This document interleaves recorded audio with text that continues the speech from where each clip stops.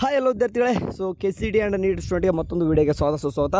Okay, today updates ಅಂತ ಅನ್ನೋ ಬದಲಿಗೆ ಎಲ್ಲನೂ ಕೂಡ ಅಪ್ಡೇಟ್ಸ್ ಸದ್ಯಕ್ಕೆ ಇವತ್ತು ಏನು ಅಪ್ಡೇಟ್ಸ್ಗಳು ಸಾಕಷ್ಟಿದ್ದಾವೆ, ಬಟ್ ಈ ಕಡೆಯಿಂದ ಅಪ್ಡೇಟ್ಗಳು ಬಂದಿಲ್ಲ ಅಷ್ಟೇ. ಸರಿ, ಇವತ್ತು ಬಂದುಬಿಟ್ಟು ನಿಮಗೆ ಲಾಸ್ಟ್ ಡೇಟ್ ಅಡ್ಮಿಷನ್ ಇದೆ ಯಾರಿಗೆ KCD ಸ್ಟೂಡೆಂಟ್ಗೆ. ಸೊ ನೀಟ್ ಸ್ಟೂಡೆಂಟ್ ಇನ್ನೂ ಕೂಡ ನೀವು ವೇಟ್ ಮಾಡಬೇಕಾಗುತ್ತೆ ಗೊತ್ತಿರೋ, ಯಾಕಂದರೆ ಇನ್ನೂ ಕೂಡ ರಿಸಲ್ಟ್ ಕೂಡ ಬಂದಿಲ್ಲ ನಿಮಗೆ. ಸೊ ಹಂಗೆ ನೋಡ್ತಿದ್ರೆ BMS ಸ್ಟೂಡೆಂಟ್ಗೆ ಇನ್ನೂ ಕೂಡ ಚಾಯ್ಸ್ ಎಂಟ್ರಿ ಕೂಡ ಸ್ಟಾರ್ಟ್ ಆಗಿಲ್ಲ. ಸೊ ಹಂಗಾಗಿ ನಿಮ್ದು ಇನ್ನೂ ಕೂಡ ಲೇಟ್ ಆಗ್ತದೆ. BMS ಅಂತ ಅನ್ನೋ ಬದಲು student. Okay, and medical dental ಸ್ಟೂಡೆಂಟ್ಗೆ ಇನ್ನೂ ಕೂಡ ರಿಸಲ್ಟ್ ಬರಲಿಕ್ಕೆ MCC ರಿಸಲ್ಟ್ ಬರೋರು ಕೂಡ ವೇಟ್ ಮಾಡಲೇಬೇಕಾಗ್ತದೆ. ಓಕೆ, ಸೊ ಈಗ ಶೆಡ್ಯೂಲಲ್ಲಿ ಇನ್ನೊಂದು ಟೈಮ್ ಜಸ್ಟ್ ಒಂದು ಶೆಡ್ಯೂಲ್ ತೋರಿಸಿ ನಿಮ್ಗೆ ಹೇಳೋದಂತಂದರೆ ಸೀಟ್ ಅಂತ ಇದು ಅಂತಿಮ ಫಲಿತಾಂಶ ಅಂತ ಕೊಟ್ಬಿಟ್ಟು ಒಂದು ಏನು ನಿಮಗೆ ವೇಳಾಪಟ್ಟಿ ಅಂತ ಬಿಟ್ಟಿದ್ರು. ಸೊ ಹಾಗೆ ಅದರ ತಕ್ಕನಾಗಿ ನೋಡ್ತಾ ಹೋತಂದರೆ ಇಲ್ಲಿ ಇವತ್ತೇ ನೋಡಿ, ಇವತ್ತು ಸಾಯಂಕಾಲವರೆಗೂ ಕೂಡ ನೀವು ಅಡ್ಮಿಷನ್ಗೆ ಹೋಗ್ಬೋದು. ಪೇಮೆಂಟ್ ಎಲ್ಲ ಕೂಡ ಮಾಡ್ಕೊಂಡಿರ್ತಾರೆ. ಅಂದರೆ ಇನ್ನೂ ಕೂಡ ಅಡ್ಮಿಷನ್ ಮಾಡ್ಕೊಂಡಿಲ್ಲ ಅಂತಂದರೆ ಮಾಡ್ಕೊಂಬನ್ನಿ. ಓಕೆ, ಇದಾದ ತಕ್ಷಣ ಇಲ್ಲಿ ಕೆಲವೊಂದಿಷ್ಟು ನ್ಯೂಸ್ ಪೇಪರೆಲ್ಲ ನೋಡ್ತಾ ಇದ್ದೆ. ಇವತ್ತು ಕೂಡ same as usual BTech counselling ಅಂದರೆ ಕೌನ್ಸ್ಲಿಂಗ್ ಅಂತ ಕೊಟ್ಟರೆ ಬರೀ BTech ಅಷ್ಟೇ ಅಲ್ಲ. ಅವ್ರು ಹೆಂಗಂತಂದರೆ ನಮ್ಮ ಕರ್ನಾಟಕದಲ್ಲಿ ಹೆಂಗಾಗ್ಬಿಡೋದಂದರೆ ಇಂಜಿನಿಯರಿಂಗ್ ಓನ್ಲಿ ಕೌನ್ಸ್ಲಿಂಗ್ ನಡೀತಾಯಿದೆಪ್ಪ ಅಂತ ಅನಿಸ್ಬಿಡ್ತದೆ ಒಂದು ಟೈಮು. ಯಾಕಂತಂದರೆ ಒಂದು 50,000 ಸೀಟ್ಗಳು ನರ್ಸಿಂಗ್ ನಡೀತಾವೆ. ಆ್ಯಂಡ್ ಫಾರ್ಮಡಿ, ಅಗ್ರಿಕಲ್ಚರ್, ವೆಟರ್ನರಿ ಇವೆಲ್ಲನೂ ಕೂಡ ತೊಗೊಂತಂದ್ರೆ ಅವು ಒಂದು 40,000-50,000 ಅವು ಕೂಡ ಸೀಟ್ ಆಗ್ತವೆ. ಯಾಕೆ ಬರೀ BTech ಬರೀ ಇಂಜಿನಿಯರಿಂಗು ಅಂದರೆ ಈಗ ಆ್ಯಕ್ಚುಲಿ ಕೌನ್ಸ್ಲಿಂಗ್ ಅರ್ಜೆಂಟಾಗಿ ಥರ್ಡ್ ರೌಂಡ್ ಮುಗಿದಿದ್ದು ಮೇನ್ ರೀಸನ್ ಬಂದುಬಿಟ್ಟು ಇಂಜಿನಿಯರಿಂಗ್ ಆ್ಯಂಡ್ ಆರ್ಕಿಟೆಕ್ಚರ್ ಇಂದನೇ. ಓಕೆ, ಸೊ ಅವ್ರಿಗೋಸ್ಕರ ಈ ಎಲ್ಲ ಒಂದು ಕೋರ್ಸ್ಗಳು ಕೂಡ ಅವಸರದಲ್ಲಿ ಮುಗಿಸ್ಬಿಟ್ರು. ಓಕೆ, ಅದು ಅಲ್ಲಿ ಎಲ್ಲ ಕೋರ್ಸ್ಗಳನ್ನ ಬಗ್ಗೆನೇ ಮಾತಾಡಬೇಕು. ಸರಿ, ಇದೇನು ಕೊಟ್ಟಾರ ನೋಡ್ರಿ, ಇಂಜಿನಿಯರಿಂಗ್ ಮತ್ತು ವಾಸ್ತುಶಿಲ್ಪ ಕೋರ್ಸ್ ಸೀಟ್ಗಳ ಹಂಚಿಕೆ ಅಖಿಲ ಭಾರತ ತಾಂತ್ರಿಕ ಶಿಕ್ಷಣ ಪರಿಷತ್ತು ಅಂದರೆ ACD ಅಂತ ಹೆಂಗೆ ಕರಿತೀವಿ ನಾವು. ಹೆಚ್ಚುವರಿ ಸಮಯ ನೀಡದ ಕಾರಣ CET 3ನೇ ಸುತ್ತಿನ ಸೀಟು ಹಂಚಿಕೆ ನಂತರ ಹಂಚಿಕೆಯಾಗದೇ ಉಳಿದ ವೃತ್ತಿಪರ ಕೋರ್ಸ್ಗಳ ಸೀಟುಗಳನ್ನು ಕರ್ನಾಟಕ ಪರೀಕ್ಷಾ ಪ್ರಾಧಿಕಾರ ಖಾಸಗಿ ಕಾಲೇಜುಗಳಿಗೆ ಹಸ್ತಾಂತರಿಸಲಾಗಿದೆ. ಅಂತಂದರೆ ಈಗ ರಿಮೈನಿಂಗ್ ಸೀಟ್ಗಳು ಎಷ್ಟು ಉಳ್ಕೊಂಡಿದ್ದು ನಿಮ್ಗಳಿಗೆ ಗೊತ್ತಿರುವ ಬಗ್ಗೆ ಇಂಜಿನಿಯರಿಂಗ್ 14,940 ಸೀಟುಗಳು ಅಂತ ಹೆಂಗೆ ಕರಿತಿದ್ವಿ. ಆ್ಯಂಡ್ ಎಲ್ಲ ಕೂಡ ಅಂದರೆ 14,940 ಮತ್ತು 413 ಆರ್ಕಿಟೆಕ್ಚರ್ ಸೀಟ್ಗಳು ಏನಪ್ಪ ಅಂದರೆ ಈಗಾಗಲೇ ವಾಪಸ್ ಕಾಲೇಜಿಗೆ ಕೊಟ್ಬಿಟ್ಟವ್ರೆ. ಆ್ಯಂಡ್ ಇಂಜಿನಿಯರಿಂಗ್ ಸೀಟ್ಗಳ ವಿವರಣೆ ಹೆಚ್ಚುವರಿ ಅಂದರೆ ನೀಡದ ಸೀಟಿಗೆ ರಾಜ್ಯ ಸರ್ಕಾರವು ಮನವಿ ಮಾಡಿತ್ತು. ಆದರೆ ಅನುಮತಿ ಸಿಗದ ಕಾರಣ ಇನ್ನೂ ಪ್ರಕ್ರಿಯೆ ಬಾಕಿ ಇರುವಂತೆ ಒಪ್ಪಂದದಂತೆ ಸೀಟ್ಗಳನ್ನು ಹಿಂದಿರುಗಿಸಲಾಗ್ತದೆ. ಅಂತಂದರೆ ಇನ್ನೂ ಕೂಡ ಇನ್ನೂ ಥರ್ಡ್ ರೌಂಡು ಮಾಪಪ್ ರೌಂಡು ನಡೀತಾ ಇದೆ ಅಂತ ನೀವು ಅನ್ನೋದ್ರ ಕೇಳಿದರೆ, ಅಂದರೆ ಥರ್ಡ್ ರೌಂಡ್ ಮುಗಿದಿದೆ. ಈಗ mop-up round, stay vacancy round ಏನಾದರೂ ನಡೀತಾ ಅಂತ ಕೇಳಿದ್ರೆ ನಡೆಯೋದಿಲ್ಲ. ಓಕೆ, ಇದ್ರ ಬಗ್ಗೆ ನಿಮಗೆ ಡೀಟೇಲ್ಸಾಗಿ ಇನ್ನೊಂದು ಟೈಮ್ ಬಗ್ಗೆ ಹೇಳ್ತೀನಿ. ಯಾಕಂದರೆ ಇಷ್ಟು ಸೀಟ್ಗಳು ಅಂದರೆ ಏನು ಉಳ್ಕೊಂಡಿದ್ದಾವೆ 413 ಮತ್ತು 14,940 ಸೀಟ್ಗಳ ಬಗ್ಗೆ ಇನ್ನೊಂದು ಟೈಮ್ ಇವತ್ತೇ ವಿಡಿಯೋ ಮಾಡ್ತೀನಿ, ಸಪ್ರೇಟಾಗಿ ಮಾಡ್ತೀನಿ. ಇವಾಗ ಏನು ಮಾತಾಡ್ಲಿಕ್ಕೆ ಬಂದಿದ್ದೀನಿ ಅಂದರೆ ಇವತ್ತು ನೀವೆಲ್ಲ ಏನು ಮಾಡ್ಬೋದು. ಓಕೆ, ಇಲ್ಲಿ ಏನೇನು ಕೊಟ್ಟರು ನೋಡ್ರಿ, ಕೌನ್ಸಿಲಿಂಗ್ ಬಳಿಕ ಉಳಿದ 14,940 ಇಂಜಿನಿಯರಿಂಗ್ ಮತ್ತು 413 ಆರ್ಕಿಟೆಕ್ಚರ್ ಸೀಟ್ಗಳನ್ನು ಒಪ್ಪಂದದಂತೆ ವಾಪಸ್ ಮಾಡಲಾಗಿದೆ. ಸಾಮಾನ್ಯವಾಗಿ KA ಸೀಟು ಹಂಚಿಕೆ ಪ್ರಕ್ರಿಯೆ ಪೂರ್ಣಗೊಂಡ ನಂತರ ಸೀಟುಗಳು ಕಾಲೇಜುಗಳಿಗೆ ಹಿಂತಿರುಗಿಸುತ್ತದೆ. ಆದರೆ ನಿಯಮದಲ್ಲಿ AICT ನೀಡಿರುವ ಸಮಯಕ್ಕಿಂತ ಮೊದಲೇ ತಮ್ಮ ಸೀಟುಗಳನ್ನು ಹಿಂದಿರುಗಿಸಬೇಕು ಎಂದು ಖಾಸಗಿ ಕಾಲೇಜುಗಳ ಜತೆಗಿನ ಒಪ್ಪಂದಕ್ಕೆ ಸರ್ಕಾರವು ಸಮ್ಮತಿ ಸೂಚಿಸುತ್ತದೆ. ಈ ಬಾರಿ ವೈದ್ಯ ಸೀಟು ಹಂಚಿಕೆ ವಿಳಂಬ ಆಗಿದ್ದರಿಂದ 3ನೇ ಹೆಚ್ಚುವರಿ ಸುತ್ತಿನ ಸೀಟು ಹಂಚಿಕೆ ಸಮಯ ಸಾಕಾಗಿಲ್ಲ. ಅಲ್ಲದೆ 3ನೇ ಸುತ್ತಿನಲ್ಲಿ ಎಷ್ಟು ವಿದ್ಯಾರ್ಥಿಗಳು ದಾಖಲಿದ್ದಾರೆ ಎಂಬ ಮಾಹಿತಿಗೂ ಪ್ರಾಧಿಕಾರ ಲಭ್ಯವಾಗಿಲ್ಲ. ಅಂದರೆ ಯಾವಾಗ ಈಗ ಥರ್ಡ್ ರೌಂಡ್ ಮುಗಿದ್ದು ಆದಮೇಲೆ ಎಲ್ಲನೂ ಕೂಡ ಅಂದರೆ ಇವತ್ತು ಸಾಯಂಕಾಲ 5ವರೆಗೆ ಎಲ್ಲನೂ ಕೂಡ ಅಡ್ಮಿಷನ್ ಕಂಪ್ಲೀಟ್ ಆಗ್ತದೆ. ಎಲ್ಲನೂ ಕೂಡ 6 ಗಂಟೆ ಅನ್ನೋಷ್ಟರಲ್ಲಿ ಏನಾಗ್ತದೆ ಅಂದರೆ 6 ಗಂಟೆ ಇವತ್ತು ಗೊತ್ತಾಗ್ತದೆ ಇನ್ನೂ ಎಷ್ಟು ಸೀಟ್ಗಳು ಇದಾವೆ. ಈ 14,940 ಜೊತೆಗೆ ಇನ್ನೂ ಕೆಲವೊಂದಿಷ್ಟು ಹುಡುಗರು ಥರ್ಡ್ ರೌಂಡ್ಗೆ ಸೀಟ್ ಸಿಕ್ಕೋರು ಏನಪ್ಪ ಆಗ್ತದೆ ಅಂತಂದರೆ ಇನ್ನೂ ಕೂಡ ಕೆಲವೊಂದಿಷ್ಟು ಹುಡುಗರು ಅಡ್ಮಿಷನ್ ಆಗೋದಿಲ್ಲ. ಓಕೆ, ನಾವು ಎಲ್ಲರೂ ಕೂಡ ಹೇಳ್ತಾರೆ ದಂಡ ಕಟ್ತೀನಿ ಹಂಗೆ ಕೇಳ್ತೀನಿ ಅಂತ ಭಯ ಪಡಿಸಿರ್ತಾರೆ.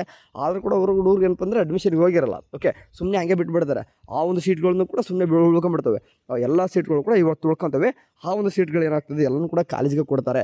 ಓಕೆ, ಆ ಒಂದು ಸೀಟ್ಗಳನ್ನು ಕೂಡ ನೀವು ಪಡ್ಕೋಬೋದು. ಯಾರು ಇದುವರೆಗೂ ಕೂಡ ಸೀಟೇ ಸಿಕ್ಕಿಲ್ಲ ಅನ್ನೋರು ಮಾತ್ರ. ಈಗಾಗಲೇ ಸೀಟ್ ಸಿಕ್ಕಿತ್ತು, ನಾನು ಹಂಗೆ ಬಿಟ್ಬಿಟ್ಟಿದ್ದೀನಿ, ನಾನು ಹಂಗೆ ಡೈರೆಕ್ಟು ಕಾಲೇಜಿಗೆ ಕೇಳಿದ್ದೀನಿ, ಆ ರೀತಿ ಬರಲ್ಲ. ಯಾಕಂದರೆ ಸೀಟ್ ಸಿಕ್ಕೋರಿಗೆ ನಿಮ್ಮದು ಡಾಟಾ ಇರ್ತದೆ, ಆ ರೀತಿ ಬರಲ್ಲ. ಸೀಟ್ ಸಿಕ್ಕೇ ಇಲ್ಲ ಅಂತಂದರೆ ಅಂಥವ್ರಿಗೆ ಮಾತ್ರ ಕೊಡ್ತಾರೆ. ಓಕೆ, ರಿಮೈನಿಂಗ್ ಥಿಂಗ್ಸ್ ಎಲ್ಲರಿಗೂ ಕೂಡ ಲೈಕ್ ನರ್ಸಿಂಗ್ ತೋರಿ, B.Pharm ತೋರಿ, ಎಲ್ಲ ಕೋರ್ಸ್ಗಳು ಕೂಡ ಡೈರೆಕ್ಟ್ ಅಡ್ಮಿಷನ್ ಈಗ ಅಂದರೆ ಕಾಲೇಜ್ಗೆ ಹೋಗ್ಬಿಟ್ಟು ಕೇಳಬೇಕು. ಈಗೆಲ್ಲ ಕೂಡ ಕಾಲೇಜ್ ಹೋಯ್ತು ಅಂದರೆ ನಿಮಗೆ ಗೊತ್ತಿರೋ ಹೋಗಿ 1 ಲಕ್ಷದ ಮೇಲೆನೇ ಹೇಳ್ತಾರೆ ಫೀಸ್. ಅಂದರೆ ಎಸ್ಪೆಷಲಿ ನರ್ಸಿಂಗ್ ಸ್ಟೂಡೆಂಟ್ಗೆ ಮಾತ್ರ 1 ಲಕ್ಷ ಕಟ್ಟಿಡಬತ್ತಿ ಅಷ್ಟು ಹೇಳ್ತಾರೆ. ಸರಿ, ಅದನ್ನು ಬಿಟ್ಟಾಕಣ ಈಗ.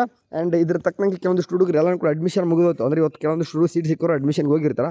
ಅಡ್ಮಿಷನ್ ಮುಗಿಸಿದ ತಕ್ಷಣ ಕೆಲವೊಂದಿಷ್ಟು ಹುಡುಗರು ಕೇಳ್ತಾ ಇರ್ತಾರೆ, ಅಣ್ಣ ಅಡ್ಮಿಷನ್ ಆದಮೇಲೆ ನೆಕ್ಸ್ಟ್ ಏನು ಪ್ರೊಸೆಸ್ ಅಂತಂದು. ನೋಡಿ, ನಿಮ್ಮ ನೆಕ್ಸ್ಟ್ ಪ್ರೊಸೆಸ್ ಬಂದುಬಿಟ್ಟು ನಿಮ್ಮ KAದಲ್ಲಿ ಬಂದುಬಿಟ್ಟು ಏನು ಕೂಡ ಮಾಡೋವಂಥದ್ದಿಲ್ಲ. ಓಕೆ, ಸೊ ನೀವು ಏನು ಮಾಡ್ತೀರ ಅಂತಂದರೆ ನೆಕ್ಸ್ಟ್ ಪ್ರೊಸೆಸ್ ಬಂದುಬಿಟ್ಟು ನಿಮ್ಗೆ ಈ ಸರ್ತಿ ಏನಪ್ಪ ಅಂದರೆ ಯಾವುದೇ ರೀತಿಯಾಗಿ ಮತ್ತು ಕಾಲೇಜ್ ರಿಪೋರ್ಟಿಂಗ್, ಜಾಯ್ನಿಂಗ್ ರಿಪೋರ್ಟ್ ಅಂತ ಏನು ಕರಿತೀವಿ ಅದನ್ನೇನು ಕೂಡ ಮಾಡೋ ಅವಶ್ಯಕತೆ ಇಲ್ಲ. ಕಾಲೇಜವರೇ ನಿಮ್ಗೆಲ್ಲನೂ ಕೂಡ ಸ್ಲಿಪ್ ಕೊಟ್ಟಿರ್ತಾರೆ. ನೀವು ಬಂದ ಮೇಲೆ ಕೆಲಸ ಏನಂತಂದರೆ ಈಗ ಎಲ್ಲನೂ ಕೂಡ ಟೈಮ್ ಕೂಡ ಕೊಟ್ಬಿಟ್ರೆ ಮಂಡೇ ಆನ್ವರ್ಡ್ಸ್ ಏನಪ್ಪ ಆಗ್ತಿದೆ ಅಂದರೆ ಎಲ್ಲ ಇಂಜಿನಿಯರಿಂಗ್ ಸ್ಟೂಡೆಂಟ್ಗೆ ಏನಂತಾರೆ ಇಂಡಕ್ಷನ್ ಪ್ರೋಗ್ರಾಮ್ ಸ್ಟಾರ್ಟ್ ಆಗ್ತಿದೆ. ಓಕೆ, ಇಂಡಕ್ಷನ್ ಪ್ರೋಗ್ರಾಮ್ ಬಗ್ಗೆ ಇನ್ನೊಂದು ಟೈಮ್ ಬೇಕಾದ್ರೆ ನಾನು ಬರ್ದಾರತ್ತು ನಾನಾದರೂ ಹೇಳ್ತೀನಿ ಡೀಟೇಲ್ಸ್, ಇನ್ನೊಂದು ಟೈಮ್ ಹೇಳ್ತೀನಿ ಏನು ಎಂತ ಇರ್ತದೆ, ಎಷ್ಟು ದಿನ ಇರ್ತದೆ, ಯಾವ ರೀತಿ ನಡೆಸ್ತಾರಂತ. ಅದು ಇಂಡಕ್ಷನ್ ಪ್ರೋಗ್ರಾಮ್ ಇಂಜಿನಿಯರ್ ಸ್ಟೂಡೆಂಟ್ಗೆ ನಡೆಸ್ತಾರೆ. ಅದಾದ ನಂತರ ಬೇರೆ ಕೋರ್ಸಸ್ ಕೂಡ ಟರ್ಮಿನಾಲಜೀಸ್ ಇರ್ತಾವೆ, ಅದನ್ನೆಲ್ಲ ಕೂಡ ಆಯಿತು. ಮತ್ತು ನಿಮ್ಮ ಇಂಟ್ರೊಡಕ್ಷನ್ ಎಲ್ಲ ಕೂಡ ಕಾಲೇಜಲ್ಲಿ ನಡೆಸ್ತಾವೆ, ಸ್ಟಾರ್ಟ್ ಮಾಡ್ಕೊತಾರೆ. ಅಂದರೆ ಮಂಡೇ ಆನ್ವರ್ಡ್ಸು ಎಲ್ಲ ಸ್ಟೂಡೆಂಟ್ ಕೂಡ ಕಾಲೇಜ್ ಸ್ಟಾರ್ಟ್, ಆಲ್ಮೋಸ್ಟ್ ಎಲ್ಲ ಸ್ಟೂಡೆಂಟು ಕೂಡ ಕಾಲೇಜ್ ಸ್ಟಾರ್ಟು ಎಕ್ಸೆಪ್ಟ್ ಏನಪ್ಪ ಅಂದರೆ ಮೆಡಿಕಲು, ಡೆಂಟಲು, ಐ ಸ್ಟೂಡೆಂಟ್ಗೆ ಬಿಟ್ಟರೆ.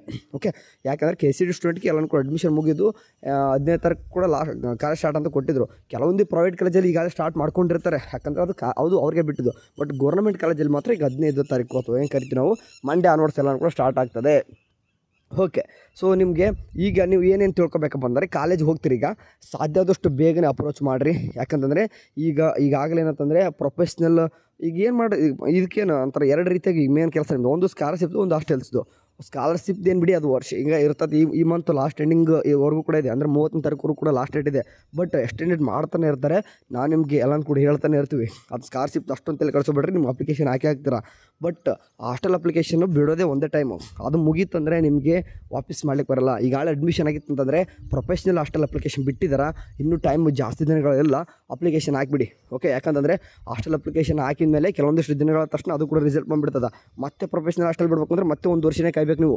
ಓಕೆ, ಸೊ ಹಂಗಾಗಿ ಪ್ರೊಫೆಷ್ನಲ್ ಹಾಸ್ಟೆಲ್ ಅಪ್ಲಿಕೇಶನ್ ಬಿಟ್ಟವ್ರು ಈಗಾಗಲೇ. ಅಂದರೆ ಪ್ರೊಫೆಷ್ನಲ್ ಮೀನ್ಸ್ ಏನಂತಂದರೆ ಈಗಾಗಲೇ ವೃತ್ತಿಪರ ಕೋರ್ಸ್ಗಳಂತ ಏನು ಕರಿತೀವಿ ನಾವು, KCTಲಿ ಬರ್ತಕ್ಕಂಥ ಎಲ್ಲ ಕೋರ್ಸಸ್ಗಳು ಆ್ಯಂಡ್ ಬೇರೆ ಕೂಡ ಇರ್ತವೆ. LLB ಮಾಡಿರ್ತಾರೆ, ಮತ್ತು ಬೇರೆ ಕೂಡ ಮಾಡಿರ್ತಾರೆ. ಪ್ರೊಫೆಷನಲ್ ಅಂತ ಬಂದಾಗ ಪ್ರೊಫೆಷ್ನಲ್ ಕೋರ್ಸಸ್ ಅಂತ ಬರ್ತವೆ. ಓಕೆ, ಆ ಒಂದು ಕೋರ್ಸಸ್ಗಳು KCD ನೀಟ್ ಅಂತಂದ್ರೆ ಎಲ್ಲರೂ ಕೂಡ ಪ್ರೊಫೆಷ್ನಲ್ ಕೋರ್ಸಸ್ ಇವು.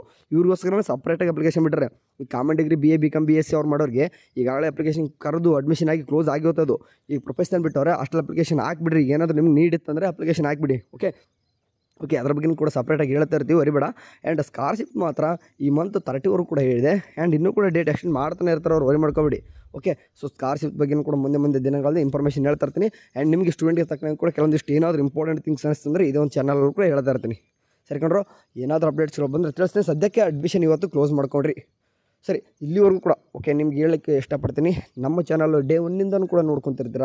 ನಾವು ಹೇಳ್ತಕ್ಕಂಥ ಇನ್ಫಾರ್ಮೇಷನ್ ಚಾಚು ತಪ್ಪದೆ ಕೆಲವೊಂದಿಷ್ಟು ಮಾಡ್ತಾನೆ ಇರ್ತೀರ. ನಮ್ಮ ಚಾನಲ್ ಏನಾದರೂ ಹೇಳ್ತಾನೆ ಅಣ್ಣ ಅಂತಂದು ನೋಡ್ಲಿಕ್ಕೆ ಬರ್ತಾಯಿರ್ತಾರೆ ಎಷ್ಟೋ ಒಂದು.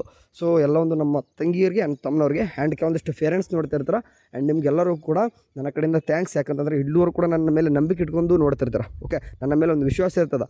ಏನು ಹೇಳಿದ್ರು ಒಂದು ಫೇಕ್ ನ್ಯೂಸ್ ಹೇಳಲ್ಲ, ಕರೆಕ್ಟಾಗಿರೋ ಇನ್ಫಾರ್ಮೇಷನ್ ಹೇಳ್ತಾನೆ ಅಂತ ನೋಡ್ತಿರ್ತಾರಲ್ಲ, ಆ ಒಂದು ನಂಬಿಕೆಗೆ ನಾನು ಯಾವತ್ತೂ ಚಿರಋಣಿ. ಆ್ಯಂಡ್ ಇದೇ ಥರನಾಗಿ ಮುಂದೆನೂ ಕೂಡ ನಿಮ್ಗೆ ಹೇಳ್ತಾ ಇರ್ತೀನಿ. ಅದಕ್ಕೋಸ್ಕರ ಸ್ಟೂಡೆಂಟ್ಗೆ ಸಂಬಂಧಪಟ್ಟಾಗ ಸ್ಕೀಮ್ಸ್ ಮಾತ್ರ ಆ ಒಂದು ವಾಟ್ಸಪ್ ಚಾನಲಲ್ಲಿ ಓಕೆ ವಾಟ್ಸಪ್ ಚಾನಲ್ ಹಾಕ್ತೀನಿ. ಅದನ್ನು ಬಿಟ್ಟರೆ ನಿಮಗೆ ಇಲ್ಲ ಸಲ್ಲದ ಆ ಒಂದು ಲಿಂಕು ಈ ಲಿಂಕು ಆ ಪ್ರಮೋಷನ್ ಈ ಪ್ರಮೋಷನ್ ಯಾವುದು ಕೂಡ ಮಾಡಲ್ಲ ನಾವು. ಯಾಕಂದರೆ ನಿಮ್ಮ ಥರ ನಾನು ಒಂದು ಸ್ಟೂಡೆಂಟ್ ಅಷ್ಟೇ.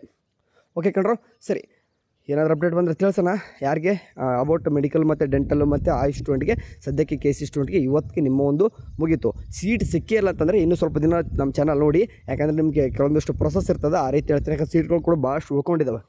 ಓಕೆ ಸರಿ, ಎಸ್ಪೆಷಲಿ ನರ್ಸಿಂಗ್ ಸ್ಟೂಡೆಂಟ್ ಬೇಕಾದ್ರೆ ನನಗೆ DM ಮಾಡಿರಿ. ನಾನು ನಿಮಗೆ ಬೇರೆ ಸಜೆಸ್ಟ್ ಅಂದರೆ ಪ್ರೈವೇಟ್ ಕಾಲೇಜಸ್, ಗೌರ್ಮೆಂಟ್ ಕಾಲೇಜಲ್ಲಿ ಯಾವುದು ಕೂಡ ಡೈರೆಕ್ಟ್ ಅಡ್ಮಿಷನ್ ನಡೆಯಲ್ಲಪ್ಪ. ಯಾಕಂದರೆ ಎಲ್ಲನೂ ಕೂಡ ಕೇತ್ರೋನೇ ಬರಬೇಕು ನೀವು.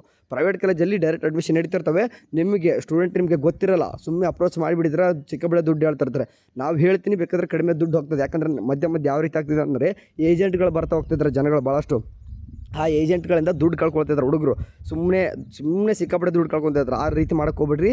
ನಿಮ್ಗೆ ಗೊತ್ತಿಲ್ಲ ಥಿಂಗ್ಸ್ ಸಿಕ್ಕಾಪಟ್ಟೆ ಇದೆ. ಇಲ್ಲಿ ಬಂದಮೇಲೆ ಗೊತ್ತಾಗುತ್ತೆ. ಆಮೇಲೆ ಬೈಕೊಂತಿರ್ತಾರೆ ಯಾಕೆ ಸರ್ಕೊಂಡಪ್ಪ ಇಲ್ಲಿ ಅಂತಂದು ಅವ್ರನ್ನ. ಓಕೆ, ಸೊ ಹಂಗಾಗಿ ಆ ಥರ ಮಾಡ್ಲಿಕ್ಕೆ ಹೋಗ್ಬೇಡಿ. ಓಕೆ ಸರಿ, ಬಾಯ್.